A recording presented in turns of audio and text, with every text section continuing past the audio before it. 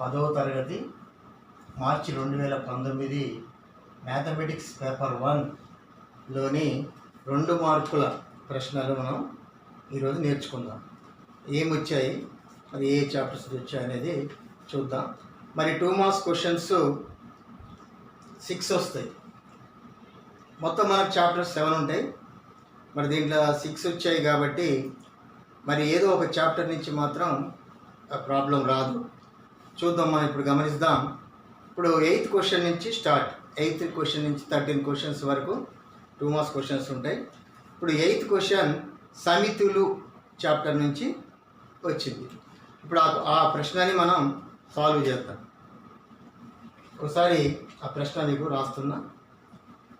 8వ question, mu is equal 0, 1, 2, 3, 4, 5, 6, 7, 8,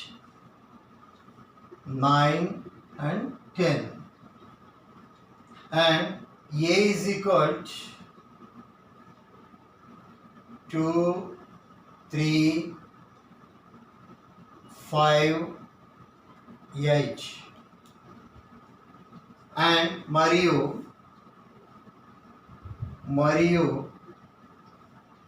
B is equal 0, 3, 5, 7 and 10. అయితే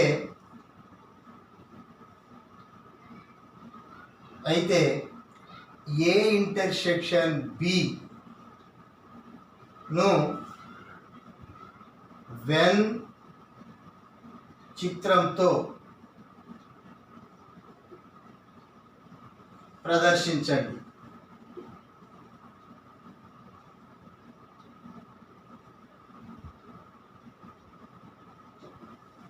ఇది ప్రాబ్లం. ఒకసారి చూడండి. మ్యూ ఈజ్ ఈక్వల్ 0, 1, 2, 3, 4, 5, 6, 10 వరకు. అదేవిధంగా ఏ అనేది సమితి 2, 3, 5, 8 మరియు బి అనేది 0, 3, 5, 7, 10 మూలకాలు ఉంటే దీన్ని ఏ సెక్షన్ బి కనుక్కోవాలి. అది వెన్ చిత్రం ద్వారా చేయాలి. అంటే ఇప్పుడు మనం వెన్ డయాగ్రామ్ గీసుకోవాలి. ఇక్కడ ఒకసారి మనం అన్నీ కూడా రాసుకుందాం. మ్యూ అంటే ఇది విశ్వ సమితి. ఈ మ్యూ దీంట్లో 0 నుంచి మొత్తం 1, 2, 3, 4, 5, 6, 7, 8, 9, 10 ఉంది. అదేవిధంగా ఏ ఈజ్ ఈక్వల్ ఏ అనే సమితి set A 2, 3, 5, 8. Next B is equal 0, 3, 5, 7, 10. ఇప్పుడు మనం ఏం సెక్షన్ బి కనుక్కోవాలి అంటే ఇక్కడ వెన్ డయాగ్రామ్ గీయాలి. ఒకసారి వెన్ చిత్రం గీసేటప్పుడు ఒకసారి చూసుకోవాలి. ఇక్కడ ఎలా అంటే మరి ఇక్కడ విశ్వ సమితి ఇది. దీంట్లో 0 నుంచి 10 వరకు ఉన్నాయి. నెక్స్ట్ ఏలో 2, 3, 5, 8 ఉన్నాయి. బిలో 0, 3, 5, 7, 10 ఉన్నాయి.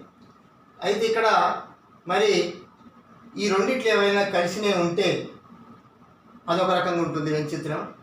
ఒకవేళ ఈ 2 డిస్జాయింట్ సెట్స్ కలవకుండా ఉంటే మరి అది వేరే రకంగా ఉంటుంది. లేదా అన్నీ కూడా కలిసి ఉంటాయి అంటే ఏ అనేది బికి ఉపసమితి అయితే ఆ వెన్ చిత్రం వేరే రకంగా ఉంటుంది. ఇక్కడ ఏంటంటే కొన్ని కలిసి ఉన్నాయి. ఇప్పుడు 3 అనేది దీంట్లో రెండిట్లో కలిసి ఉంది. 5 అనేది కూడా రెండిట్లో కలిసి ఉంది. కాబట్టి ఈ వెన్ చిత్రం ఎలా ఉంటుందో ఒకసారి చూపిస్తాను. ఇక్కడ మనం ఫస్ట్ ఏ రాసుకుంటాం, నెక్స్ట్ బి రాసుకుంటాం, తర్వాత ఒక రెక్టాంగిల్ షేప్లో మనం మ్యూ రాసుకుంటాం.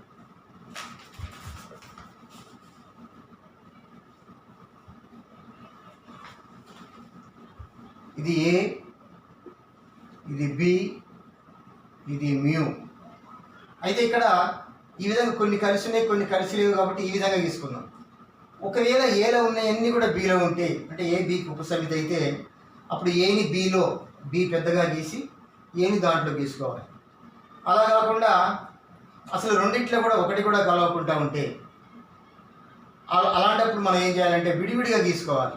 అంటే ఎలా అంటే రెండు కలిసి లేకపోతే ఒకదాంట్లో ఒకటి కలిసి లేకపోతే ఈ విధంగా గీసుకోవాలి. ఏ బి, ఒకటి ఏ ఒకటి బి, డిస్జాయింట్ సెట్స్.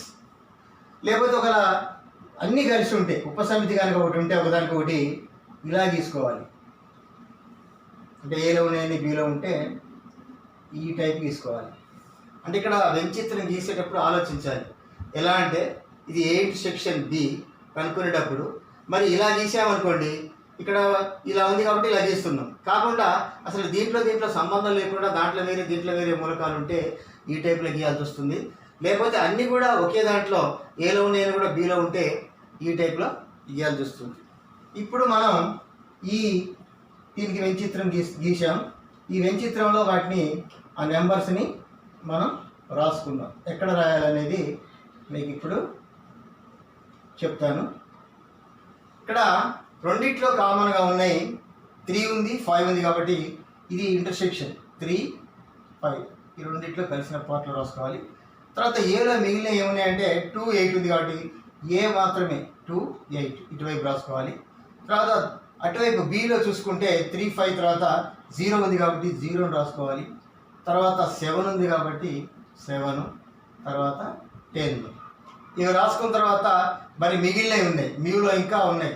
ఆ మిగిలిన ఉన్న భాగాల్లో ఏం చేయాలంటే ఏ బి కాకుండా మిగతా పార్ట్లో రాసుకోవాలి. అంటే ఇక్కడ 0 ఆల్రెడీ వచ్చేసింది, 1 రాలేదు కాబట్టి 1 ఎక్కడో అక్కడ బయట రాసుకోవాలి. 2 వచ్చేసింది, 3 వచ్చేసింది, 4 రాలేదు 4, 5 ఉంది, 6 లేదు కాబట్టి 6.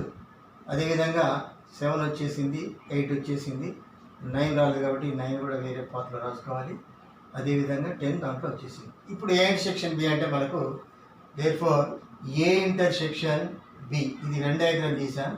దీని ప్రకారం ఏ ఇంటర్సెక్షన్ బి అంటే ఈ రెండిట్లో కలిసిన పార్ట్ మాత్రమే. అంటే ఏమొచ్చింది అంటే మనకాడ 3, 5 అని వచ్చింది. దీనికి మనం మామూలుగా ఈ విధంగా గీతల ద్వారా కూడా గీసుకోవచ్చు. అంటే ఈ విధంగా ఏ ఇంటర్సెక్షన్ బి అంటే ఈ విధంగా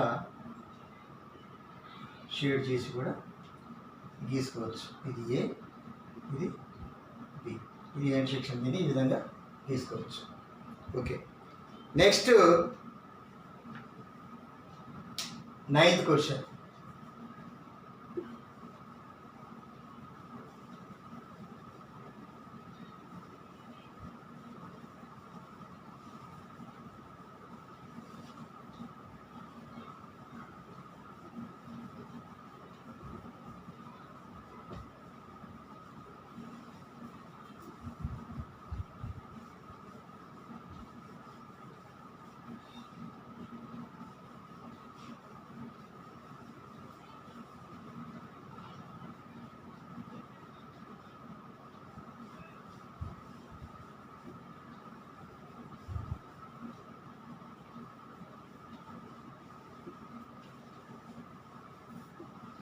నెక్స్ట్ ఇప్పుడు 9వది 9th క్వశ్చన్.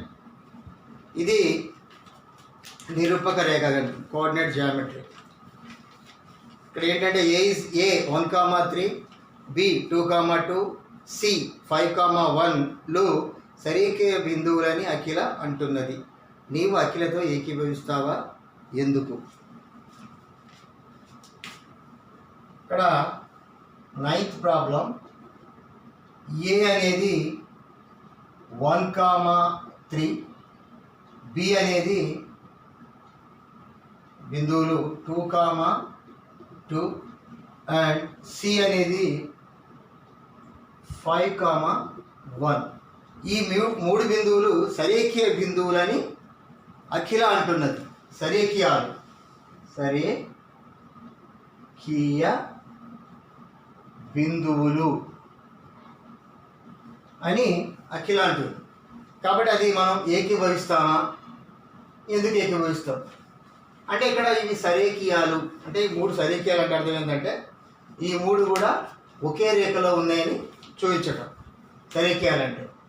మరి మనం సరేఖీయాలు కనుక్కోవాలంటే మనం ఏం చేస్తామంటే మరి మూడు కూడా ఒకే రేఖలో ఉంటే అంటే ఏ మరియు B, A and B and C ఈ మూడు కూడా ఒకే రేఖలో ఉంటే అంటే ఒకే లైన్లో ఉంటే సరేఖ్యాలు అయితే మనం త్రిభుజం గీయడానికి వీలు కాదు, త్రిభుజం ఏర్పడదు. మూడు ఒకే రేఖలో ఉంటే త్రిభుజం ఏర్పడదు. కాబట్టి ఇక్కడ మనం ఏం చేస్తామంటే ఈ మూడు బిందువులతో త్రిభుజ వైశాల్యాన్ని కనుక్కుంటాం. త్రిభుజ వైశాల్యం కనుక్కున్నప్పుడు ఆ త్రిభుజ వైశాల్యం కనుక 0 వస్తే అవి సరేఖ్యాలు. కాబట్టి ఇప్పుడు మనం ఈ ఏబిసి త్రిభుజం యొక్క వైశాల్యాన్ని మనం కనుక్కుందాం.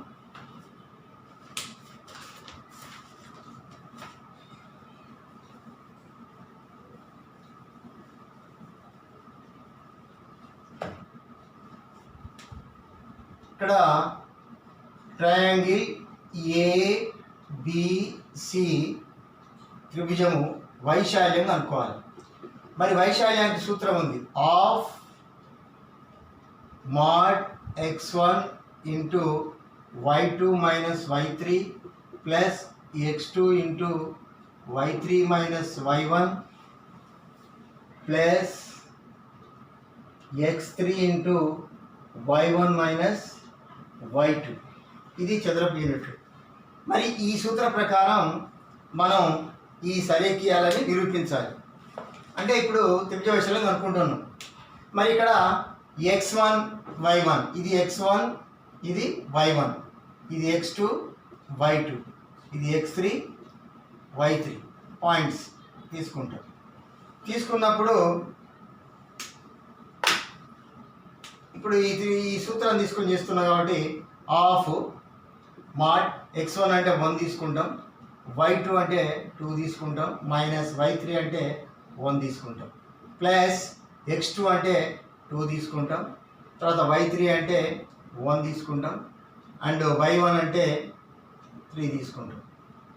అదేవిధంగా ప్లస్ x3 అంటే 5 తీసుకుంటాం, తర్వాత y1 అంటే 3 తీసుకుంటాం, మైనస్ y2 అంటే 2 తీసుకుంటాం. చూద్దాం ఈ లెక్కని. ఇప్పుడు 1/2 1 2ల నుంచి 1 పోతే మనకి ఇక్కడ 1 వస్తుంది, ప్లస్ 2 ఇంటూ 1 మైనస్ 3 అంటే మైనస్ 2 వస్తుంది, ప్లస్ 5 ఇంటూ 3 నుంచి 2 పోతే 1 వస్తుంది. ఆఫ్ 1 ఇంటూ 1 అంటే 1 minus 2 into 2 minus 4 plus 5 into 1 5. So 1/2 ఇక్కడ 1 ప్లస్ 5 ప్లస్ కాబట్టి 6 మైనస్ 4. అలా చేస్తే ఇక్కడ ఏమొస్తుందంటే 1/2 6 4 పోతే 2 వస్తుంది. అంటే 1 వచ్చింది త్రిభుజ వైశాల్యం. త్రిభుజ వైశాల్యం ఎంత వచ్చింది?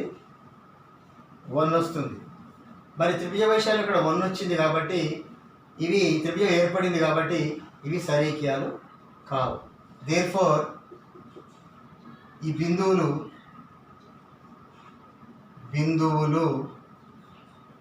సరేఖ్యాలు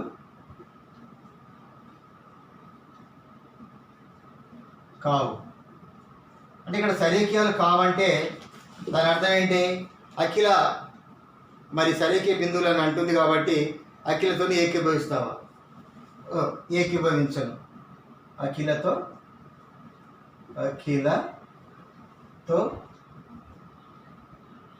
నేను ఏకీభవించను.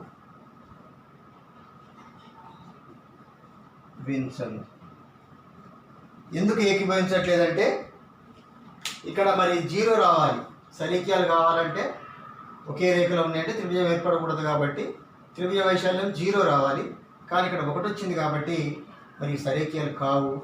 ఈ కావు కాబట్టి మనం అఖిలతోని ఏకీభవించకూడదు. Next third question. Next 10th question. 2 marks క్వశ్చన్లో 10th క్వశ్చన్.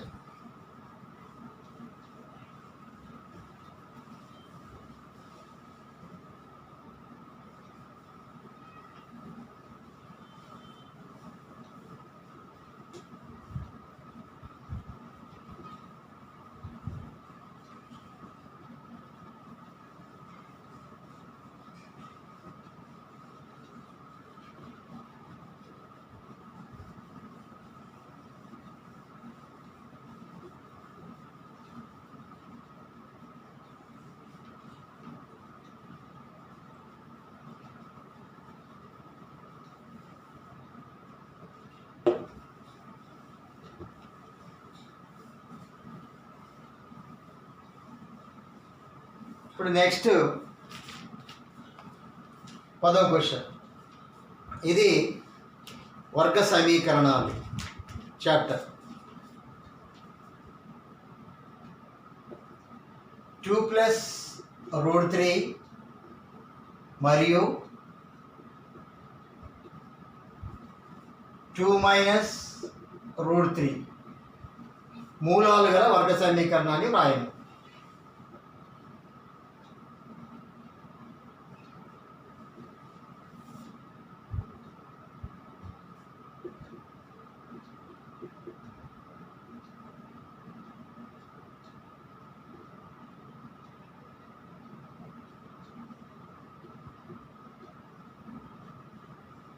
ఇది క్వశ్చన్. 2 + √3 మరియు 2 - √3 మూలాలు గల వర్గ సమీకరణాన్ని వ్రాయండి. అంటే 2 మూలాలు ఇచ్చినప్పుడు మనం వర్గ సమీకరణం కనుక్కోవడానికి ఫార్ములా ఉంటుంది. ఆ ఫార్ములా ప్రకారం మనం చేస్తే మరి ఈ లెక్క వస్తుంది. ఫార్ములా ఏంటంటే ఆల్ఫా కామా బీటాలు మూలాలు అయితే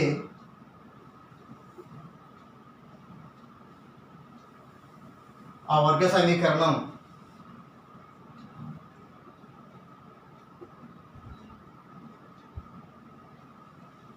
ఎలా ఉంటుందంటే x² - x into alpha plus beta plus alpha into beta = 0. ఇది 2 మూలాలు ఇచ్చినప్పుడు వర్గ సమీకరణం కనుక్కోవడానికి సూత్రం.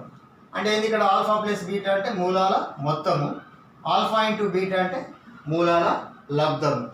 ఇప్పుడు ఆల్ఫా బదులు మనం 2 + √3ని, బీటా బదులుగా 2 - √3ని ఈ సమీకరణంలో ప్రతిక్షేపించుకుంటే మనకు ఆన్సర్ వస్తుంది. చూద్దాం ఒకసారి. ఇక్కడ x² x² - x, ఆల్ఫా అంటే 2 + √3 ప్లస్ బీటా అంటే 2 - √3. ఇది ఈ విధంగా రాసేసుకున్నాం. నెక్స్ట్ ప్లస్ ఆల్ఫా, మళ్ళీ ఆల్ఫా అంటే 2 + √3, ఇక్కడ ఇంటూ కాబట్టి 2 - √3 బ్రాకెట్ పెట్టేసుకుందాం = 0. ఇప్పుడు which implies x² -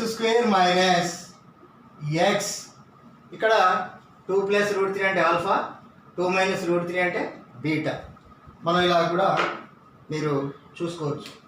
ఇంతవరకు ఆల్ఫా, ఇంతవరకు బీటా. అయితే ఇప్పుడు ఇక్కడ ఏమవుతుందంటే √3 క్యాన్సిల్ అవుతుంది, మైనస్ ఉంది కాబట్టి 2 + 2 4 అవుతుంది. ప్లస్ ఇక్కడ 2 + √3 ఇంటూ 2 - √3 అంటే అక్కడ ఫార్ములా ఉంది. అది ఏ ఫార్ములా అంటే a + b into a - b. So a + b into a - b formula ప్రకారం a² - b² అనేది ఫార్ములా. ఇక్కడ a² అంటే 2², b² అంటే √3కి స్క్వేర్, a² - b² ఇది ఫార్ములా. ఈ ఫార్ములా ప్రకారం మనం చేసుకున్నాం. ఆ ఫార్ములాని ఒకసారి ఇక్కడ మనం రాసుకుందాం. ఇక్కడ యూజ్ చేసినటువంటి ఫార్ములా ఏంటిదంటే a + b into a - b, a + b into a - b a² - b². ఇది ఫార్ములా. ఈ ఫార్ములా ప్రకారం ఇక్కడ a అంటే మనకు 2, b అంటే √3 కాబట్టి a² అంటే 2², b అంటే √3². ఇప్పుడు చేస్తే ఇంకా దీన్ని ఇది x², ఇది x × 4 కాబట్టి 4x ప్లస్ ఇక్కడ మనం 2² అంటే 4 అవుతుంది, √3² అంటే √2 ఈ స్క్వేర్ క్యాన్సిల్ అవుతుంది, 3 వస్తుంది = 0. ఇప్పుడు మళ్ళీ ఏమొస్తుందంటే x² - 4x ప్లస్ 4 ఇట్లా నుంచి 3 తీసేస్తున్నాం కాబట్టి 1 వస్తుంది. ఇది ఆన్సర్. ఇప్పుడు మనకి x² - 4x + 1 = 0 అనేది మనకు ఈ 10వ లెక్క యొక్క ఆన్సర్. అంటే 2 + √3 మరియు 2 - √3 మూలాలు గల వర్గ సమీకరణం యొక్క వర్గ సమీకరణాన్ని కనుక్కోమన్నారు కాబట్టి ఆ వర్గ సమీకరణం మనకి ఏమొచ్చిందంటే x² - 4x + 1 = 0. ఓకే, ఇప్పుడు 3 అయిపోయింది. నెక్స్ట్ ఇప్పుడు 11th ప్రాబ్లం. ఇది 11th ప్రాబ్లం చూద్దాం.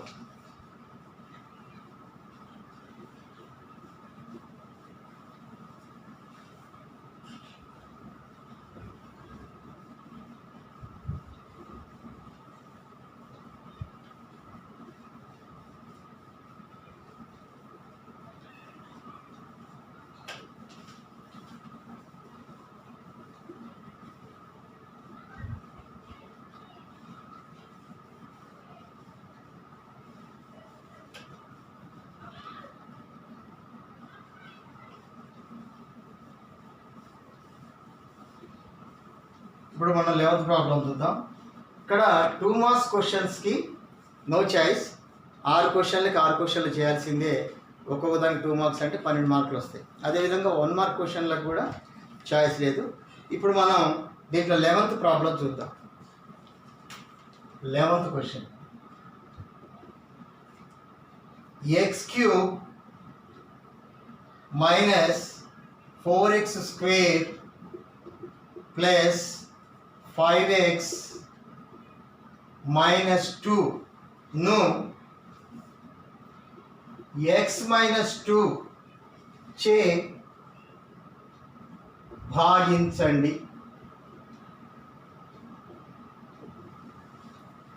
ఇక్కడ బాగా అరేంజ్ చేయాలి. x³ - 4x² + 5x - 2 ను x - 2 తోని భాగించాలి. ఓకే, ఇప్పుడు మనం ఇక్కడ x - 2 తోని ఈ బహుపదిని మనం భాగిస్తాం. ఇవి బహుపదులు అంటే ఇక్కడ x - 2 ఇలా తీసుకుంటాం. నెక్స్ట్ ఈ x³ - 4x² + 5x - 2 ఇదే తీసుకుంటాం. ఇక్కడ విభాజకము, విభాజ్యము మనం ఇటు కనుక్కుంటే భాగఫలము, శేషము ఈ విధంగా వస్తుంది. ఇప్పుడు మనం దీన్ని చేస్తున్నాం కాబట్టి ఇక్కడ x - 2తో దీన్ని భాగిస్తున్నాం కాబట్టి ఇక్కడ మనకి x³ రావాలి. ఇక్కడ x³ రావాలంటే ఇక్కడ మనకు ఫస్ట్ x ఉంది కాబట్టి మరి xని x³ రావాలంటే దేంతో మల్టిప్లై చేస్తే x³ వస్తుంది. అంటే ఇక్కడ x³ అనేది క్యాన్సిల్ కావాలి కాబట్టి మరి xని x² తో చేస్తే x³ వస్తుంది. కాబట్టి ఇక్కడ మనం x² తీసుకుంటాం. అంటే x² ఈ xతో మల్టిప్లై చేస్తే ఇక్కడ x³ అనేది వస్తుంది. సో ఇప్పుడు x² xతో ఇచ్చివేస్తే x³ వచ్చింది. తర్వాత అదే x² మళ్ళీ 2ని కూడా మల్టిప్లై చేయాలి. అంటే 2తో x² ఎత్తితే 2x² వస్తుంది. సో ఇక్కడ మైనస్ ఉంది కాబట్టి -2x² వస్తుంది. ఇప్పుడు ఏం చేస్తాం, దీంట్లో నుంచి దీన్ని తీసివేస్తాం. తీసివేసేటప్పుడు సింబల్స్ మార్చుకుంటాం. ఇక్కడ గుర్తు ప్లస్ ఉంటే మైనస్, మైనస్ ఉంటే ప్లస్, ఇలా మార్చుకున్న తర్వాత x³ ఎప్పుడైనా ఇది క్యాన్సిల్ అవుతుంది. ఇప్పుడు ఏమవుతుందంటే ఇక్కడ 4 -4 ఉంది, ఇక్కడ +2 ఉంది కాబట్టి మళ్ళీ ఇక్కడ తీసివేయాల్సి వస్తుంది.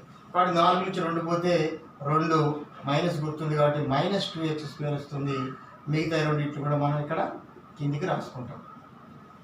ఇప్పుడు ఈసారి -2x² రావాలి.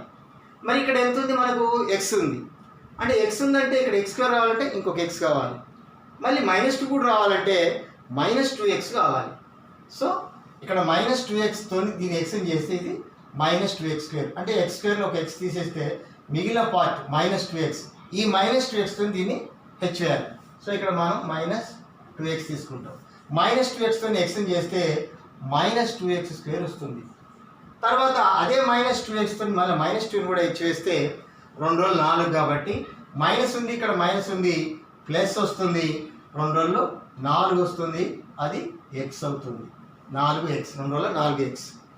మరి ఇప్పుడు గుర్తులు మార్చుకోవాలి కాబట్టి ఇక్కడ ప్లస్ అవుతుంది, ఇది మైనస్ అవుతుంది, ఇది క్యాన్సిల్. ఇప్పుడు 5xలో మరి 4x తీసేయాలి, ఎందుకంటే ఇది మైనస్ కాబట్టి ఒక x వస్తుంది, -2ని దించేసుకుంటాం. మళ్ళీ ఇప్పుడు చూసుకుంటే ఇక్కడ x - 2 ఉంది, ఇక్కడ కూడా మనకి x - 2 ఉంది. అంటే x - 2 రావాలంటే మనకు 1తో చేసుకుంటే x - 2 అవుతుంది, అంటే 1. అంటే ఇక్కడ x ఉంది ఆల్రెడీ, ఇక్కడ కూడా x ఉంది కాబట్టి అంటే ఎక్స్ రావాలంటే ఏం చేయాలి, దీన్ని 1తో హెచ్ వేసుకోవాలి. 1 ఏ1 హెచ్ వేసుకోవాలంటే ఇక్కడ ప్లస్ ఉంది కాబట్టి మనం +1 తీసుకొని చేస్తే 1తో చేస్తే 1x వస్తుంది. అదేవిధంగా 1తో 2 హెచ్ వేస్తే -2 వస్తుంది. ఇక్కడ సింబల్స్ మార్చుకుంటే మరి x క్యాన్సిల్ 2 క్యాన్సిల్ 0 వస్తుంది. ఇది రిమైండర్, శేషం 0 వచ్చింది. ఇక్కడ భాగఫలం అనేది x² - 2x + 1 వస్తుంది. ఈ విధంగా మనం భాగారాన్ని చేయాలి. Next 12th problem. ఇది శ్రేణులకు సంబంధించినటువంటి ప్రాబ్లం.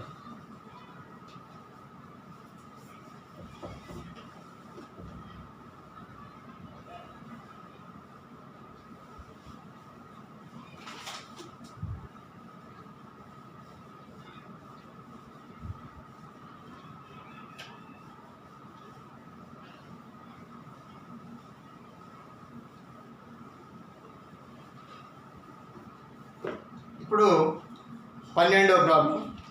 ఇదేంటంటే గుణశ్రేణిలో ఎన్నవ పదమును కనుగొను సూత్రమును వ్రాసి అందరి పదములను వివరించుము.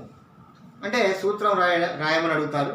సూత్రాన్ని రాసి మరి దాంట్లో ఉన్నటువంటి పదాలని మనం వివరించి రాయాలి. ఇప్పుడు ఇది సెకండ్ పేపర్లో కూడా ఇలాంటి క్వశ్చన్లు వస్తాయి. ఎలా అంటే సాంఖ్యశాస్త్రంలో మరి మధ్యగతం కనుగొనుటకు సూత్రాన్ని రాయండి, మరి అందులో ఉన్నటువంటి విలువల్ని కూడా సూత్రం అందరి పదాలని వివరించండి అని కూడా అక్కడ వస్తుంది. ఇక్కడ కూడా గుణశ్రేణిలో మరి ఎన్నో పదం కనుగొని సూత్రం రాసి అందరి పదములను వివరించుము. సో గుణశ్రేణిలో ఎన్నో పదం. ఇప్పుడు మనం మీకు ఇక్కడ క్వశ్చన్ అనేది ఇక్కడ మార్చి 2019 అని ఇక్కడ ఆల్రెడీ రాశాం కాబట్టి మీరు క్వశ్చన్ పేపర్ మీరు చూసుకోవచ్చు. ఇప్పుడు ఇక్కడ ఏంటంటే గుణశ్రేణిలో ఎన్నో పదం, గుణశ్రేణిలో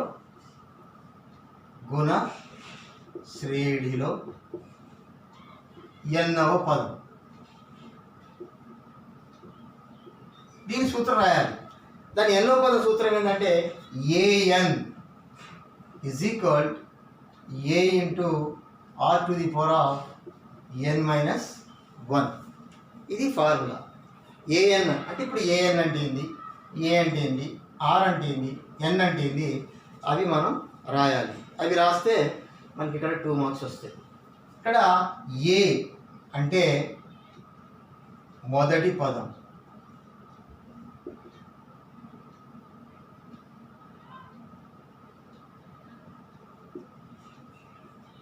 తర్వాత ఆర్ అంటే సామాన్య నిష్పత్తి,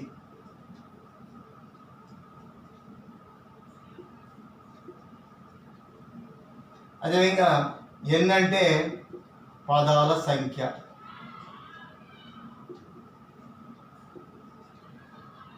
ఏఎన్ అంటే ఎన్నవ పదం. అంటే ఇక్కడ ఏంటి, ముందు ఇక్కడ ఫార్ములా రాయాలి. AN = ARn-1. ఈ ఫార్ములా రాసినందుకు మనకు ఒక మార్క్ వచ్చేస్తుంది. తర్వాత ఈ ఫార్ములాను వివరించినందుకు, ఈ పదాల గురించి రాసినందుకు కూడా ఒక మార్క్ వస్తుంది. అంటే ఇక్కడ ఏఎన్ ఇక్కడ = a × r⁴n-1. ఇక్కడ ఏ అంటే అది మొదటి పదం, ఆర్ అంటే సామాన్య నిష్పత్తి, తర్వాత ఎన్ అంటే పదాల సంఖ్య, అంటే దాంట్లో ఎన్ని పదాలు ఉన్నాయనేది, తర్వాత ఏఎన్ అంటే అది nth టర్మ్, ఎన్నవ పదం. ఈ విధంగా రాస్తే 2 మార్క్స్ వస్తాయి. ఇక చివరి లెక్క, ఇది 13th ప్రాబ్లం చేద్దాం. దీంతో మనకు 2 మార్క్స్ క్వశ్చన్స్ అయిపోతాయి. ఈ 13th ప్రాబ్లం ఇది 4th చాప్టర్ నుంచి వచ్చింది. ఇది 2 చరరాశుల్లో ఉన్నటువంటి రేఖీయ సమీకరణాల జత అనే చాప్టర్ నుంచి వచ్చింది. అంటే మనకు ఒక చాప్టర్ నుంచి రాదని చెప్పాము, అది ఫస్ట్ చాప్టర్లో రాలేదు. రియల్ నెంబర్స్లో 2 మార్క్స్ క్వశ్చన్ రాలేదు. ఒక్కోసారి ఇవ్వవచ్చు 2 మార్క్స్ క్వశ్చన్, ఈ పేపర్లో ఇవ్వలేదు. అలానే ఉంటుందని కాదు. ఇప్పుడు లాస్ట్కి చివరి క్వశ్చన్ 13th క్వశ్చన్. ఇక్కడ ఏంటంటే 2 సమీకరణాలు ఇచ్చాడు, రేఖీయ సమీకరణాలు. వాటిని సాధించాలి. 2x + 3y = 8 మరియు x + 2y = 5 అనే రేఖీయ సమీకరణాల జత సాధనను చలరాశిని తొలగించు పద్ధతిలో కనుగొనము. ఇక్కడ ఒక పద్ధతి కూడా మెన్షన్ చేశాడు. పద్ధతి చెప్పినప్పుడు ఆ పద్ధతుల్ని మనం చేయాలి. పద్ధతి చెప్పకపోతే మనకు వచ్చిన పద్ధతి ఏదైనా కూడా చేసుకోవచ్చు. ఇప్పుడు చూద్దాం, ఇక్కడ 2 రేఖీయ సమీకరణాలు ఇచ్చారు. ఒకటి చూద్దాం, ఇప్పుడు మీరు డైరెక్ట్గా ఆన్సరే చెప్తున్నాను. 13th problem. ఫస్ట్ రేఖీయ సమీకరణం 2x plus 3y is equal 8. సెకండ్ది x plus 2y is equal 5. ఇది ఒకటో సమీకరణం, రేఖీయ సమీకరణం. ఇది రెండవ రేఖీయ సమీకరణం. ఇప్పుడు మనం ఏం చేయాలంటే, ఇది ఏంటిది, 2 చరరాశుల్లో ఉన్నటువంటి రేఖీయ సమీకరణాల జత అనే 4th చాప్టర్ సంబంధించింది. మరి ఇక్కడ ఏం చేయాలంటే, పద్ధతి ఏమని ఇచ్చాడు, చలరాశిని తొలగించు పద్ధతి. అంటే ఇక్కడ x yలు 2 చలరాశులు ఉన్నాయి. అంటే దీంట్లో ఎక్స్ని కానీ వైని కానీ మనం తొలగించాలి. జనరల్గా ఇప్పుడు మనం ఏదైనా తొలగించుకోవచ్చు, ఎక్స్ని తొలగించుకోవచ్చు, వైని తొలగించుకోవచ్చు. మరి తొలగించాలంటే ఏం చేయాలంటే, ఇక్కడ ఉన్నటువంటి కోఎఫిషియంట్ అంటే గుణకాన్ని, ఇక్కడ 3 ఉంది వై గుణకం, ఇక్కడ 2 ఉంది. ఈ గుణకాలను ఈక్వల్ చేసుకుంటాం. ఈక్వల్ చేసుకున్న తర్వాత అప్పుడు తీసివేస్తే ఒకటి తొలగిపోతుంది. అప్పుడు ఆటోమేటిక్గా రెండో దాన్ని మనం చేసుకోవచ్చు. ఇప్పుడు ఉదాహరణకి ఇక్కడ 3y ఉంది, దీంట్లో 2y ఉంది. సో దీని గుణకంతో దాని గుణకంతో దీన్ని హెచ్చివేస్తే మనకి ఇక్కడ y అనేది ఈక్వల్ అవుతుంది. చూద్దాం, ఇక్కడ 3y ఉంది కాబట్టి ఈ రెండో ఈక్వేషన్ని 3తోని, ఇక్కడ 2y ఉంది కాబట్టి ఫస్ట్ ఈక్వేషన్ని 2తోని చేద్దాం. చేస్తే 2తో చేసినప్పుడు 2తోని మొత్తాన్ని ఇచ్చివేయాలి. అంటే 2 2 4x, 2 3 6y, 2 8 16. నెక్స్ట్ 3తో దీని చేయాలి. 3 × x 3x, 3 2 6y, 3 5 15. ఇప్పుడు ఫస్ట్ ఈక్వేషన్ ఇలా వచ్చింది, సెకండ్ ఈక్వేషన్ ఇలా వచ్చింది. ఇక్కడ చూసుకుంటూ గమనిస్తే y ఈక్వల్గా వచ్చేసింది. సో ఇక్కడ y ఈక్వల్గా ఉంది కాబట్టి మనం ఇప్పుడు మైనస్ చేస్తాం. ఫస్ట్ నుంచి సెకండ్ దాన్ని తీసేస్తాం. తీసేసినప్పుడు సింబల్స్ మారుతాయి. అంటే ప్లస్లు ఉంటే మైనస్లు అవుతాయి. సో ఇక్కడ 6y సేమ్ ఉంటుంది కాబట్టి అది క్యాన్సిల్ అయిపోతుంది. 4x నుంచి 3xని తీసేస్తే x వస్తుంది. 16 నుంచి 15 పోతే 1 వస్తుంది. అంటే ఇక్కడ therefore x is equal to 1. ఈ x is equal to 1 కనుక్కున్న తర్వాత దీన్ని ఫస్ట్ ఈక్వేషన్లో కానీ సెకండ్ ఈక్వేషన్లో కానీ దీన్ని ప్రతిక్షేపించుకుంటే మనకు y విలువ కూడా వస్తుంది. ఇప్పుడు మనం చేద్దాం. ఈ x is equal to 1ను x is equal to 1 విలువను 1లో ప్రతిక్షేపిస్తాం. 1లో ప్రతిక్షేపించగా